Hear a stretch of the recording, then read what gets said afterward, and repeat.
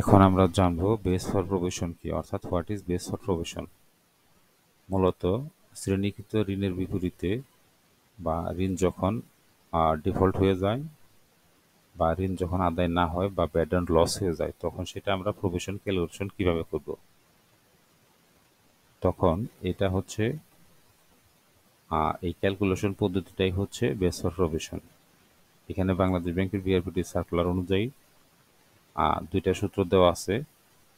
সেটার মধ্যে একটা সূত্র হচ্ছে ঋণের সেটা এসএস হোক, এস ডাউটফুল হোক বা ব্যাড অ্যান্ড লস হোক, যে সময়কালে হিসাব করবেন সেই সময়ের আউটস্ট্যান্ডিং ব্যালেন্স, অর্থাৎ সুদ সহ ইন্টারেস্ট যেটা ওভারডিউ হয়ে আছে বা আউটস্ট্যান্ডিং ব্যালেন্স, সেটার হচ্ছে এখানে সূত্র অনুযায়ী ফেলতে হবে যে outstanding balance of the classified loan less the amount of interest suspense account.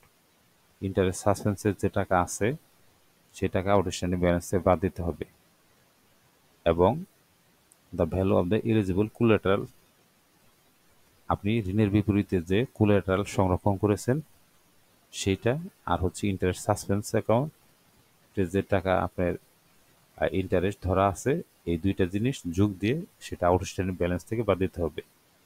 এটাই হচ্ছে বেস ফর প্রভিশন।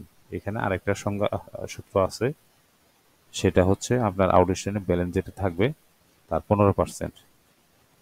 এই দুইটার মধ্যে যেটা বেশি হবে সেটা আপনাকে বেস ফর প্রভিশন হিসেবে ক্যালকুলেশন ভাষা ছাড়তে হবে, অর্থাৎ বেস ফর প্রভিশন হিসাবায়ন করতে হবে বা আপনাকে প্রভিশন সংরক্ষণ করতে হবে। আশা করছি বুঝতে পেরেছেন। তাহলে যেটা বললাম, এই বাংলাদেশ ব্যাংকের গাইডলাইন অনুযায়ী দুইটা সূত্র আছে।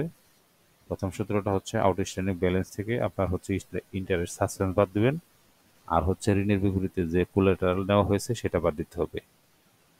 আর দ্বিতীয় সূত্র হচ্ছে 15% of the outstanding balance of the loan, অর্থাৎ ক্লাসিফাইড লোনের বা ডিফল্ট লোনের বা ব্যাড অ্যান্ড লস যে ক্রাইটেরিয়াই হোক, এই লোনের আউটস্ট্যান্ডিং ব্যালেন্সের 15% হবে আপনার base for provision. Base for provision calculation করে এবার ভাউচার ছাড়তে হবে। ইনকাম ডেবিট হবে, আর হচ্ছে প্রভিশন ক্রেডিট হবে।